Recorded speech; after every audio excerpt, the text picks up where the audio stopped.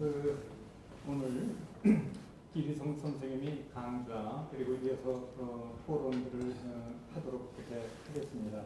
먼저 앞서 기리성 선생님에 대한 간략한 소개가 있었는데 조금 선생님의 지적 여정이랄까 하는 것들에 대해서 다시 한번 조금 더 반복해서 말씀을 드리고 이어서 선생님 말씀을 듣도록 그렇게 하겠습니다. 방금 지금 이 토론과 선생님 강좌에 대한 사회를 맡은 저는 이훈상이라고 합니다. 역사를 전공하고 있습니다. 그간의 그냥 개인적인 경험을 말씀드린다면 이렇게 오래전에 뵀었고 또 감흥을 받았었던 분들을 20년 만에 때로는 25년 만에 만나는 일이 요즘 빈번해졌습니다. 이 선생님도 아까 생각을 해보니까 저희가 부산에서 종교하고 관련되는 종교하고 국제 평화라는 그런 논제 가지고 심포지움을 했었고 그때 모셨고 지금 뵌 지가 20년이 된 것 같습니다. 그동안에 전화로는 오갔지만 이런 만남의 자리를 개인적으로는 대단히 기쁘고 의미가 있는 것이라고 생각하고 있습니다. 선생님에 대한 연구 성과들은 아마 방금 나온 것에서 간략하게 볼 수 있을 것 같습니다. 제 나름대로 정리를 해본다면 선생님의 연구 성과들은 대체적으로 한 4개 영역 정도로 나눠볼 수 있습니다. 하나는 불교 사상에 관한 것이고, 둘째는 인도 사상과 철학에 관한 것, 세 번째는 동서양 비교 사상, 비교 종교 연구들입니다. 이들 외 한국사의 두 주류 종교인 불교, 그리스도교의 심층적 대화의 창조적 만남을 위한 일련의 논저들, 여기에 지금 대체적으로 좀 갖고 왔습니다만 그러한 것들도 굉장히 중요한 성과고 또 직접 원전들에 대한 번역서도 내놨습니다. 번역서 중에는 종교학의 고전에 해당되는 그런 명저들에 대한 번역들도 있고 역시 개인적으로는 매우 감동을 받은 선생님 또 번역 덕분에 매우 편하게 읽을 수 있었던 그런 책들입니다. 그리고 이 힌두교 고전을 산스크리트에서 직접 번역하는 것들도 주목이 됩니다. 이런 책자들은 이런 연구 성과들은 불교 사상의 경우에는 진울의 선사상 아마 역시 여기에 참여하신 분들 가운데서는 이러한 영역에 깊은 관심을 갖고 아마 읽어보신 분들도 있을 것이라고 생각을 합니다. 또 일본의 정토 사상 그리고 인도 사상의 철학 사상과 철학에 대한 연구인 인도 철학사 또는 앞서 말씀드린 대로 번역서인 범한대역 바가바트기파도 있습니다. 또 비교 사상적, 비교 종교학적 그런 연구로서 마이스터 에컬트에 관한 책들도 있습니다. 매우 선생님께서 또 오랫동안 깊이 연구해 오셨고 또 저희들에게 성찰을 던져주는 영역은 역시 불교와 그리스도교의 조화 대화라고 하는 그런 것이고 그것은 많은 분들이 또 쉽게 접근할 수 있는 형태로서 나온 보살예수라고 하는 그런 책이 있습니다. 고전에 관한 번역으로서는 성스러움의 의미 또 알프레드 캔트웰 스미스의 종교의 의미와 목적과 같은 그런 책자들이 번역되어 나왔습니다. 많은 부분에서 선생님의 지적 여정과 성과에 관해서 지금 영상으로도 봤고 그렇지만 저는 이 기리성 선생님의 여러 가지 지적인 결실들을 손쉽게 얻을 수 있었던 연구자의 한 사람으로서 선생님의 연구 성과를 대단히 높게 아니면 높게 봤다는 것보다는 사실은 매우 정직하고 정확하게 봤다고 하는 한신대 김경재 선생님의 말씀 한마디를 여기서 좀 전하고 싶습니다. 특히 신문지상에 그런 글을 쓰셨는데 이것은 과장이라기보다는 매우 정확한 선생님에 대한 지적이라고 저는 얘기를 드리고 싶습니다. 신문지상에 기성 명예교수가 생애 말년에 그의 지성에 모든 열정을 쏟을 공부와 명상의 집을 강화도에 마련하고 21세기 한국 땅에 강화 아카데미를 개원하게 된 것을 눈여겨보아야 한다고 하면서 그 서두에 다음과 같이 얘기를 했습니다. 한국 지성인 사회에서 동서 철학과 종교학을 동시에 제대로 연구하고 국내외에서 인정받는 학술 서적을 내어 그 학문성에서 세계에 내놓을 수 있는 학자 한 분을 인문학 분야에서 들라고 하면 기리성 교수를 들고 싶다. 이런 얘기를 하셨습니다. 매우 짧은 멘트에 불과한 얘기 같지만 매우 정확한 얘기라고 저는 믿고 있습니다. 학술상에서 이런 철학과 종교 쪽에 대해서 오히려 기리성 선생님께서 이렇게 뒤늦게 받는 것에 대해서 오히려 애석하게 생각하는 점을 저는 갖고 있습니다. 이제 그 제한된 시간이기 때문에 기리성 선생님의 말씀을 듣도록 그렇게 하겠습니다. 강의 시간이 몇 시간? 한 시간 정도? 한 시간 정도. 네. 네, 제가 서서 얘기하는 게 더 편한 것 같아서 그걸 서서 네. 저기서 할까요? 그러면 저도 자리를 바꾸겠습니다. 아니 선생님 편하게 얘기했어요. 네. 올해 교직 생활해서 그런지 강의할 때는 서서 하는 게 저는 편합니다. 그래서.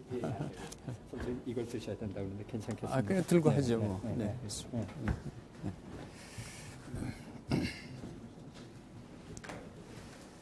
네,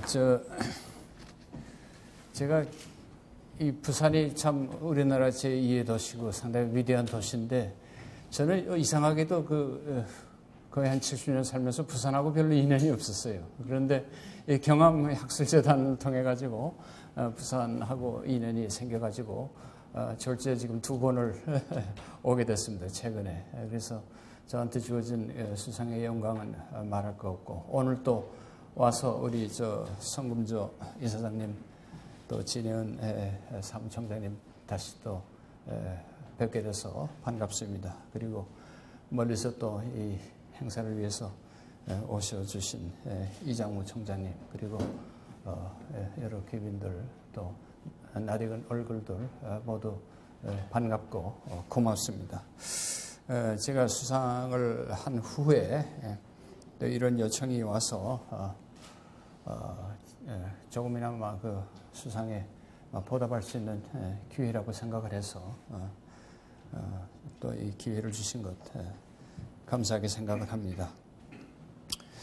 무엇에 대해서 여기서 말씀을 드릴까 생각하다가 뭐니 해도 저 자신의 평생 관심이 종교입니다. 종교를 둘러싼 여러 가지 문제. 그래서 제가 지금까지 제일 관심을 가지고 있는 것이 종교다원주의 문제고, 우리나라에서는 일부 보수 개신교 신앙을 가진 분들한테는 종교다원주의 그러면 이거는 악마의 짓처럼, 사탄의 짓처럼 이렇게 여겨지는 아주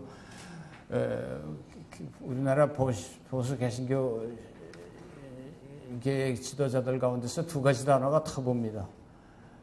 범신론 그러면 경기를 일으킵니다. 범신론 그러면 그리고 종교다원주의 그러면 또 경기를 일으키는 그런 것인데 저는 대놓고 종교다원주의를 얘기하면서 그래도 지금까지 큰 어려움 없이 지낸 것은 제가 신학을 가지고 밥을 먹지는 않고 그냥 대학에서 철학과 또 종교학과 이런 데서 지내면서 있었기 때문에 큰 순환을 당하지 않고 지금까지 왔는데 이제 나이가 이 정도 돼가지고 누구 눈치 보고 그럴 생각이 전혀 없습니다. 하고 싶은 얘기 다 하고 살아야 되게 하고 죽어야 되겠다. 이제 그런 생각이 들어서 또 용감하게 또 이게 또 구설수에 오르는지 모르겠는데 그냥 이 얘기를 하고 많은 분들이 사실은 속으로 종교다원주의자입니다. 제가 친구들 이렇게 만나보면 그 종교라는 게 결국 그 목적이 다 같은 거 아니냐, 다 같은 길로 가는 거 아니냐. 제가 이따 또 말씀드리겠습니다만은 등산에 하는데 같은 산을 올라도 길은 여러 가지가 아니냐, 이런 이야기를 많이 하는데 저는 거기에 진리가 담겨 있다고 생각하는 사람이에요. 그걸 조금 더 이론적으로 이제 밝히는 것이 종교다원주의론입니다. 그러니까 오늘 제 할 말씀은 사실 거기에 벌써 다 결론이 나와 있는 것입니다. 그거를 그 세계에는 여러 가지 문제가 있기 때문에 그 문제를 둘러싼 말씀 또 그 배경 이런 거를 좀 말씀드리려는 것입니다. 여기 이 학술 강좌의 그 관행이 어떻게 되는지 몰라서 저는 13쪽에 해당하는 글을 써서 보냈는데 그 원고를 다 복사해서 여기서 나눠주는지 안 나눠주는지 제가 잘 모르겠더라고요. 그래서 혹시나 안 나눠주는 경우를 생각해서 제가 어제 그 이메일로 강의 전체 주제하고 소주제 7개가 되는데 그것만이라도 좀 나눠줬으면 좋겠다. 그런데 여러분들 손에 다 들어간 걸로 알고 있습니다. 잠깐 보시면 제목은 전체는 종교다원주의의 이론, 그리고 이론이 이게 어떻게 실천될 수 있는가 하는 그 얘기입니다. 그리고 현대 사회가 일단 그 7가지 주제를 제가 그냥 간략히 좀 말씀드리겠습니다. 현대 사회가 직면한 여러 가지 문제들이 많은데 그 얘기를 제가 잠깐 하면서 이런 난국을 타개해 나가고 문제를 해결해 나가는 정신적 힘은 어디서 올까 할 때 저는 여전히 종교가 많은 문제도 불구하고 종교에서 올 수밖에 없다. 그런데 그러기 위해서는 종교가 이 현대 세계의 도전에 응답하기 위해서는 그래도 2가지 큰 변화가 있어야 되겠다. 하나는 각 종교 전통의 근대화가 아직도 미완의 작업으로 남아있고 그래서 근대화를 하지 않고 않으면 종교는 역사의 뒤안길에 사라지거나 박물관의 소장품 정도로 끝날 가능성이 있다. 그래서 현대화 작업하고 그리고 지금 제가 말씀드린 종교 간의 서로 대화와 일치, 협력을 할 수 있는 종교다원주의적 마인드를 서로 이제 배워서 종교가 화합을 해가서 단합을 해서 현대 사회의 도전에 응답을 해야 되겠다. 2가지 큰 변화. 그래서 1장에서는 1절에서는 현대 종교의 2가지를 제가 말씀드리고 그 다음에는 다종교 사회 속에서 종교가 어떤 역할을 해야 되는지 어떻게 변했는지 이런 문제를 제가 2절에서 말씀드리고 그 다음에 이제 3절부터는 본격적으로 종교다원주의론으로 들어가는데 종교다원주의의 의미가 뭐냐. 종교다원주의라는 말을 여러 가지를 쓰는데 그것이 좀 정확한 의미를 제가 말씀을 드리겠습니다. 그리고 4번째는 그 현대 종교다원주의 이론의 대가이며 거의 대명사처럼 잘 알려진 분이 존 히크라는 영국의 종교철학자입니다. 그래서 제 자신이 그분의 이론을 좋아하고 젊은 시절부터 영향을 많이 받았기 때문에 그분의 종교다원주의 이론을 간략하게 소개를 하고 그 종교다원주의에 대한 여러 가지 반론과 비판들이 많이 있습니다. 그래서 그 비판에 대한 고찰을 비판에 대한 재비판, 비판에 대한 비판적 고찰을 제가 또 5절에서 하고 6절에 가서는 종교다원주의라는 거는 그러면 뭐냐, 이게 종교가 또 하나의 종교가 아닌가 하는 이런 또 반론 중에 심각한 반론이 또 하나 있습니다. 그래서 그거에 대한 검토를 하고 그 다음에 종교다원주의가 과연 실천적으로 어떤 식으로 모양들을 우리 사회에서 실천될 수 있는가, 또 돼야만 하는가 하는 그런 문제를 말씀을 드리겠습니다. 그래서 제가 7개 단락이 7개 섹션이 넘어갈 때마다 제가 뭐에 대해서 말씀드린다는 걸 여러분들에게 드리니까 여러분들께서는 제가 어디쯤 와 있다 하는 거는 이제 이걸 보시면서 아실 수 있겠습니다. 그러나 역시 제가 글을 다 썼기 때문에 빨리 그냥 읽어가면서 또 어떤 필요한 부분을 좀 건너뛰고 또 좀 보충도 하면서 그렇게 한번 진행해 보겠습니다. 우리 현대 종교의 2 과제를 말씀드립니다. 오늘의 세계는 2가지 모순된 양상을 노출하고 있습니다. 한편으로는 세계화라는 이름 아래서 전 인류의 삶의 형태가 자본주의 시장 경제를 축으로 획일화되는 과정을 밟고 있는가 하면 다른 한편으로는 자유민주주의와 사회주의라는 2 거대한 이념과 체제의 대립이 사실상 사라짐에 따라서 특정 종교나 민족이나 지역성의 바탕을 둔 집단적 정체성에 대한 관심이 또 고조되고 있습니다.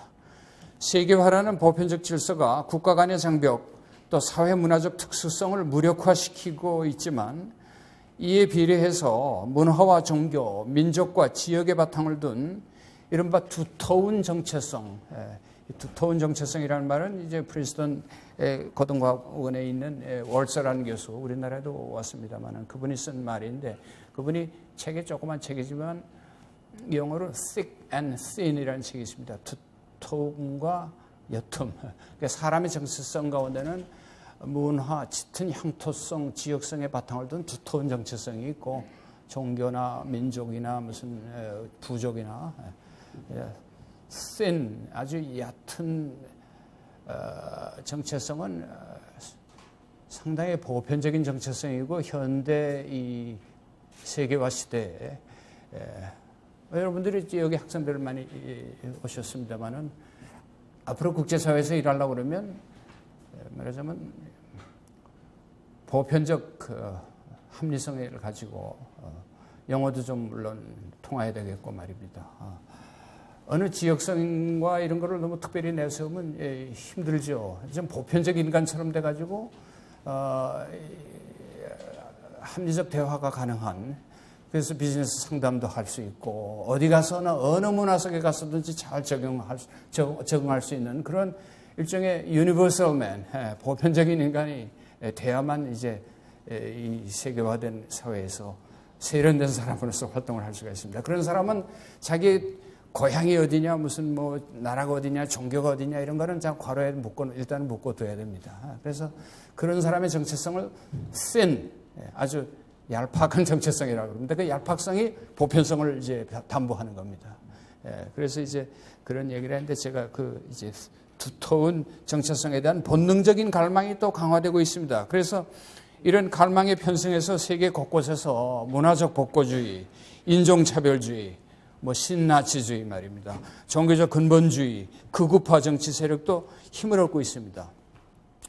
현대 세계는 한편으로는 세계의 물결을 타고 근대성, 마더니티라는 근대성의 종점, 종말을 향해 치닫고 있는가 하면 다른 한편에서는 해체되고 있는 공동체적 삶과 무력화되고 있는 종교 문화 전통을 되살리려고 안간힘을 쓰고 있습니다. 그런가 하면 이것보다도 더 이제 큰 문제는 돌이킬 수 없는 파국으로 치닫고 있는 듯한 전 지구적 환경 생태계 위기는 현대 세계의 새로운 문명의 패러다임을 요청하고 있습니다. 이것은 지금 모든 지성인들이 다 동의하고 있는 바지만 아무도 아직은 이에 대한 시원한 해법을, 묘안을 제시하지 못하고 불안한 정도로 이거 이런 식으로 에너지 쓰고 이런 식으로 이렇게 그냥 고도의 소비 사회로 가다가 이게 과연 어떻게 될 건가? 불안해하면서도 이걸 달리는 전차를 멈출 수도 없고 뛰어내릴 수도 없고 그냥 계속 갈 수도 없고 지금 어정쩡한 상태에서 지금 다니고 있는 것입니다. 또 국경 없는 자본주의와 경제제일주의는 최근 10년 동안 겪은 심각한 세계적인 금융위기, 또 금융위기에 의해서 각 나라마다 가지는 또 재정위기에도 불구하고 여전히 세계 전체 획일적인 삶의 양식과 가치관을 강요하면서 기업이든 국가든 심지어 종교든 예술단체든 대학이든 연구소든 모두가 살아남기 위해서 치열한 경쟁을 벌이고 있는 형국입니다. 또 이런 현대세계의 양상과 문제들은 우리나라에도 그대로 반영되고 있었고 오히려 우리나라는 이런 그 문제들을 더 격렬하게 온몸으로 맞고 있다 해도 과언이 아닙니다. 또 그런 와중에서 우리 사회는 극심한 내부적 대립과 갈등, 여러분들이 잘 아시는 대로 양극화라든지 서울과 지방이라든지 영남과 호남, 대기업과 중소기업, 노화사, 뭐 여와 야 말입니다. 뭐 빈부의 격차 점점 커지는, 그리고 최근엔 중산층이 자꾸 얕아지고 붕괴되고 있다, 그런 얘기도 합니다. 또 남과 북의 대립을 둘러싼 이념 갈등, 거기에 더해서 종교 간의 갈등 또한 우리 사회가 해결해야 될 심각한 문제들입니다. 그래서 이런 문제를 해결할 수 있는 정신적인 힘, 어디서 올 것인가 하는 이런 아주 거대한 질문이라고 할까요? 이런 생각을 좀 한번 해봅니다. 저는 그래도 이런 정신적인 힘이 있다면 대전제를 하고 여전히 세계 종교 전통들이 가지고 있는 저력에서 찾아야 한다는 그런 생각을 합니다. 간단히 말씀드려서 모든 종교, 모든 형태의 종교적 초월의 진리, 종교적 초월성을 거부하는 세속주의, 세큘러리즘, 종교적 초월의 세계는 그런 건 없다. 무의미하다 하는 그런 세큘러 마인드가 있습니다. 세속주의. 그것도 아니고 또 한 종교만의 진리를 절대화함으로써 세계 평화를 위협하고 사회적 갈등을 야기하는 근본주의, 펀더멘털리즘, 신앙도 아닌 제3의 종교의 길에서 찾아야 한다 이렇게 생각을 합니다. 특히 오랫동안 인류의 삶과 문화를 주도해온 불교, 힌두교, 유교, 도교, 그리고 그리스도교, 이슬람 같은 큰 전통, 인류학자들이 이른바 빅 트래디션이라고 합니다. 큰 전통이라고 불리는 이런 종교가 여전히 어떤 도덕적, 영적 잠재력을 가지고 있다고 생각을 하면서 현대 세계가 당면한 위기를, 정신적 에너지를 거기서 제공받아야 되지 않겠냐 그런 생각을 합니다. 네, 그러기 위해서는 그러나 두 가지 전제 조건이 있습니다. 종교가 변화해야 된다는 것입니다. 현대 종교가. 하나는 각 종교화 작업입니다. 현대 종교들은 전통의 고수에 머무르지 않고 과감한 자기 혁신을 통해서 탈종교 시대의 요구에 부응할 수 있는 역량을 갖춰야 한다는 것이고, 종교의 현대화 작업은 종교마다 양상을 달리하면서 이미 진행되고 있는 일입니다. 그렇지만 종교 특유의 뿌리 깊은 전통주의, 보수성 때문에 이런 현대화의 물결을 무시하거나 거부하고 있는 것이 또 부인할 수 없는 사실입니다. 현대 세계가 요구하고 있는 또 하나의 변화는 종교들이 상호 무지와 폐쇄성과 고립성을 벗어나서 대화하고 협력하고 일치하는 길을 모색해야 한다는 것입니다. 이 두 가지 변화 모두 만만치 않은 일이지만 종교들이 현대 세계에서 요구하는 도전에 어떤 정신적인 힘을 제공할 수 있다 하면 꼭 변화해야 되는 방향이라고 저는 생각하기 때문에 그 가운데서 오늘은 종교 간의 대화, 협력, 일치의 문제를 종교다원주의라는 이름 아래 말씀을 드리고 싶습니다. 특히 우리 사회의 종교적 서로 편견과 무지, 또 그 독선과 이런 그 배타성이 유난히 강한 우리 한국 종교계를 염두에 두면서 이 문제가 상당히 중요한 문제라고 생각되기 때문에 오늘 이 주제를 선택을 해서 종교다원주의 문제에 초점을 맞춰서 말씀을 드리고자 합니다.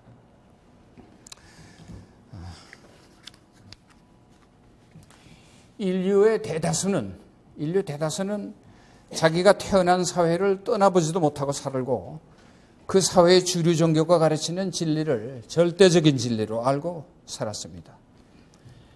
그러나 현대 개방사회로 들어오면서 종교가 다원화되고 개인의 선택의 대상이 됐습니다. 종교는 지금 누구든지 선택을 할 수 있습니다. 과거에는 없었던 일입니다. 자기가 태어난 지역에 그 종교가 자기의 운명처럼 받아들였습니다. 이런 그 다원화 사회 속에서 한 종교가 주장하는 절대적 진리에 대한 믿음이 더 이상 그대로 지속되기는 어렵게 되었습니다. 아마도 현대인의 정신적 방황과 불안은 근본적으로 이러한 상황에 기인한다고 해도 과언이 아닙니다. 현대 이전의 전통 사회에서 종교는 한 사회의 사회와 문화의 정신적 토대였고 도덕의 보루였습니다. 잘 아시는 대로 종교는 변하는 세계 속에서 불변하는 실제, 사람들의 삶을 정초시켰으며 그들의 삶을 인도하는 세계관, 인생관, 가치관 이런 것들을 심어주었습니다. 인간은 무엇을 추구하고 사는 것이 진정으로 가치 있고 좋은 삶이었는지를 종교는 가르쳐 주었습니다. 또 선악 시비의 기준과 규범을 제시해 줬습니다. 아마 불과 100년 전 우리나라 조선조 사회에서 유교가 지냈던 위상과 역할을 생각해 보면 여러분들이 금방 아실 수 있을 것입니다. 하지만 현대 사회로 들어오면서 사회 구조가 바뀌고 문화의 영역들이, 사회의 여러 영역들이 종교의 지배, 종교의 관장에서 벗어나면서 독자적으로 발전하는 이른바 세속화라는 과정이 진행됐습니다. 세속화라는 거, 세큘러라이제이션이라는 거하고 세속주의하고는 다른 겁니다. 세속주의는 하나의 사상적인 입장입니다. 다시 말하면 종교가 말하는 무슨 보이지 않는 세계, 초월적 세계 이런 거는 없다. 그냥 눈에 보이는 것이 다다. 사람은 한 번 태어나서 죽으면 그것이 끝이다. 이런 상식적인 생각, 요즘에 상식화된 좀 과학적인 그저 생각이 전부다. 이렇게 생각하는 걸 세속주의라고 그럽니다. 모든 종교, 어느 종교도 믿지 않는 거예요. 세속화라는 것은 한 종교가 사회의 문화를 주도하다는데 그 각 분야들이 종교사회 각 분야들이 종교의 장악으로부터 벗어나서 독자적 논리에 따라서 전개되는 과정을 그냥 그대로 묘사하는 개념입니다. secularization, 세속화. 그러니까 교육, 정치, 도덕, 심지어 경제, 예술, 이런 것들이 옛날엔 다 종교적 예술, 종교적 교육이었어요. 종교적 도덕이었어요. 그래 지금은 종교 없이도 그냥 다 잘 진행되고 있지 않습니까? 그런 것을 세속화라고 합니다. 이런 세속화가 제일 먼저 진행되는 것이 서구 사회입니다. 서구 사회에서 기독교라는 그리스도교라는 종교적 기반이 무너지고 절대적 진리에 대한 믿음이 흔들리게 된 데는 두 가지 큰 사상적 변화가 역할을 했습니다. 하나는 근대 자연과학이고 또 하나는 역사과학입니다. 역사적 마인드입니다. 역사적 사고방식입니다. 간단히 말해서 자연과학과 역사과학의 발달이 전통적인 사고, 전통적인 절대적인 믿음, 진리에 대한 믿음을 무너뜨리는데 서구 사회에서 결정적인 역할을 했습니다. 갈릴레오와 뉴턴 물리학으로 대표되는 근대 과학은 서양 세계에서 그리스도교의 초자연주의적, supernatural, 초자연주의적 세계관을 무너뜨리는데 결정적인 역할을 했습니다. 이 여파는 지금까지도 계속되고 있고 그리스도교는 아직도 이것 여파에서 헤어나지 못하고 과언이 아닙니다. 세계에서 발생하는 모든 사건이 아니고 자연의 엄격한 인과적 법칙에 의해서 일어난다고 하는 과학적 사고는 초자연적 신의 개입이 끼어들 여지를 남겨두지 않았습니다. 세계는 한치의 오차도 없이 작동하는 시계와도 같다는 기계론적 세계관이 퍼지면서 하느님이 세계를 일정한 목적과 의미의 실현을 향해서 섭리하고 인도하신다는 그런 목적론적 세계관이 설 자리를 잃어버리게 됐습니다. 또 과학적 사고는 비단 그리스도교의 치명타를 가했을 뿐만이 아니라 모든 종교들에게도 다 마찬가지입니다. 가령 불교나 힌두교에서 보편적으로 믿고 있는 업보 사상, 전생에 대한 믿음, 내세에 대한 믿음 이런 것도 과학적 상식에 있어서는 용납하기 어렵기 때문에 말로는 그것을 믿는다 그러지만 실제로 그것을 문자 그대로 믿는 사람은 그렇게 많지가 않습니다. 업보 사상이 없어지게 되면 불교의 경제적 기반은 사라집니다. 여러분들 절에 사람들이 다니는 이유가 뭡니까? 열반에 가기 위해서 그런 것이 아니고 시주하고 거기 가서 기도하고 천도제 드리고 다 그러면 복 받는다 이런 생각이 있는데 그게 다 업보 사상이거든요. 업보 사상은 합리적이다, 과학적이다 그렇게 변명하는 사람도 있는데 그렇지 않죠. 그러니까 이게 하여튼 과학이라는 거는 지금 기독교에도 치명타를 가했습니다만은 모든 초월적 진리를 얘기하는 뭔가 보이지 않는 세계에 대해서 얘기하는 건 다 치명적인 결정타를 날리고 있습니다. 그런데 모든 사람들이 지금 과학적 상식을 다 가지고 사는데 그래서 종교가 당면한 큰 문제 중에 하나죠. 근데 과학적 사고 못지않게 종교의 절대적 진리 주장, 한 종교가 가졌던 주장하는 절대적 진리가 있지 않습니까? 그 믿음에 타격을 주는 것은 현대 역사적 혹은 역사주의적 사고방식입니다. 이건 간단히 말해서 세계에 존재하는 모든 것, 종교를 포함해서 인간이 만든 모든 문물과 제도와 사상은 예외 없이 특정한 시대, 특정한 지역의 사회 문화 속에서 사는 사람들에 의해서 만들어진 역사적 산물이라는 것입니다. 근대 역사학의 발전은 이것을 의심의 여지 없이 밝혀주었습니다. 어떤 고상한 사상이나 숭고한 교리도 초역사적이고 초시간적인 권위, 절대적이고 보편적인 권위를 띌 수가 없게 됐습니다. 영원불변한 것은 없다는 거예요. 종교의 교리나 제도가 교리나 삶의 규범들이 더 이상 초월적 권위, 신적 권위를 지닐 수 없게 됐습니다.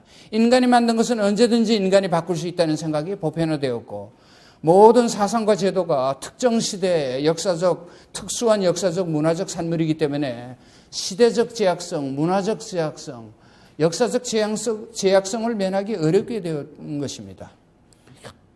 심지어 종교에서 권위로 여기는 경전들도 언제 어떻게 만들어졌으며 어떤 경로를 통해서 권위를 인정받게 되었는지 역사적 연구가 소상하게 밝혀지고 있습니다. 그래서 현대인의 의식 속에는 이제 신성불가침한 권위를 지닌 제도나 사상은 더 이상 존재하지 않는다 해도 과언이 아닙니다. 절대적 진리로 간주되던 종교의 가르침들이 시대적 산물이며 시대에 따라 달라질 수 있다는 역사적 상대주의, historical relativism이라고 합니다. 영어로 역사적 상대주의, 또 종교적 진리도 문화적 조건과 제약을 벗어나기 어렵다는 문화 상대주의, cultural relativism, 이런 것이 현대인들에게 알게 모르게 다 상식이 되어버렸습니다. 여행을 하다 보게 되면 태국 가면 다 삶의 양식이 다르고 다 다르지 않습니까? 미국 가면 다르고 우리나라 오면 다르고, 그게 뭐 절대적인 게 없는 것처럼 보이는 거예요. 지구촌 시대의 종교들은 지구촌처럼 지금 텔레비전에 안방에 앉아서 세계 곳곳에 일어나는 일들을 그냥 눈으로 보고 있는 이런 지구촌 시대의 종교들은 모두 현실적으로 소수 집단, 마이너리티가 될 수밖에 없습니다. 전 세계를 상대로 해서 알다 보니까 이슬람이라는 종교가 그래도 이슬람 사회가 이슬람 지역의 아랍 국가들에서는 거의 국가 종교, 스테이트 릴리전의 역할을 하다시피 하는데, 그런 아랍 사회들에서도 사실은 이슬람은 소수 집단입니다. 정신적으로 마이너리티입니다. 실제로 90%, 100%가 무슬림들, 이슬람 신자를 할지라도 문화적으로나 정신적으로는 이슬람도 마이너리티예요. 무슨 얘기냐면 이슬람이 비록 독점적인 지위를 그 사회에서 누린다 해도 아랍 무슬림들의 실제 삶과 사고 속에서는 이미 세속화된 서구 문물과 사고방식이 들어와 있습니다. 그 사람들도 우리처럼 텔레비전 다 보지 않습니까? 그런데 서구식 교육을 받은 시민들의 그 아랍 사람들의 의식은 비록 소수라 해도 이미 세계화되고 다원화되고 가고 있는 것입니다. 사회적 소수와 못지않게 문화적 소수와 의식의 소수와 마이너리티가 된다는 것이 실질상 종교에게 더 큰 위협이 된다는 것을 우리는 알아야만 됩니다. 그래서 역사적 상대주의 내지 문화적 상대주의가 상식화된 세계, 종교가 정치 권력으로부터 분리돼서 사회의 공적 영역, 정치, 경제, 교육, 이런 공적 영역에서 물러나서 단지 개인의 혹은 소수 집단의 신념으로 자리 잡게 된 현대 세속화된 사회에서 종교들이 제시하는 절대적 진리 주장은 그 자체로 곤경에 처할 수밖에 없습니다. 종교들이 제시하는 상충되는 다양한 진리를 평가할 수 있는 단 하나의 어떤 척도가 있다면 모르지만 그런 것은 사실상 없어요. 발견하기 어렵습니다. 모든 종교가 합의할 수 있는 진리의 무슨 기준 같은 게 있다면, 좋겠는지 나쁘겠는지 모르겠습니다만 하여튼 있다면 그런 대로 교통정리가 될 텐데 그런 건 없잖아요. 다 각자가 자기 종교가 절대적인 진리를 가지고 있다고 생각하는데, 종교적 진리가 여러 개 있다는 다양성 자체가 절대적 진리 주장을 의심스럽게 만듭니다.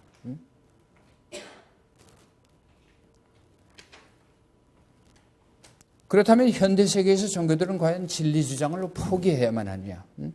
그렇지 않다면 어떤 식으로 진리 주장을 해야 할 것인가? 이런 문제가 이제 오늘 제가 말씀드리고자 하는 종교다원주의 이론에 이제 해당하는 것입니다. 세 번째 토픽으로 그래서 종교다원주의의 의미에 대해서 조금 말씀드리고 본격적으로 이제 종교다원주의론을 말씀드리겠습니다. 한 사회에 종교가 다수 존재한다는 사실, 그리고 오랜 세월 동안 수많은 사람들의 삶을 영적으로 도덕적으로 변화시켜온 또 그럴 힘을 가진 종교가 세계에 다수 존재한다는 사실은 신앙인들에게 당혹스러운 일입니다. 한 종교의 진리의 절대성을 믿는 신앙인들에게 곤혹스러운 것입니다. 이런 다수 종교가 존재하는 사실 자체가 자기 종교의 절대적 진리 주장에 도전이 됩니다.